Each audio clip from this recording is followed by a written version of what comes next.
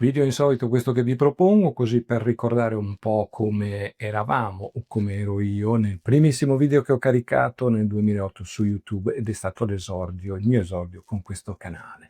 Quindi un video che allora già era accelerato, durava 8 minuti, l'ho ridotto a 2, non vi anticipo niente, solo che è stata una scelta abbastanza coraggiosa per i tempi che erano. Quindi se avete 2 minuti di tempo ve lo guardate e poi magari alla fine mettete il vostro commento al di sotto e ditemi cosa ne pensate, anche in rapporto con quel che faccio adesso.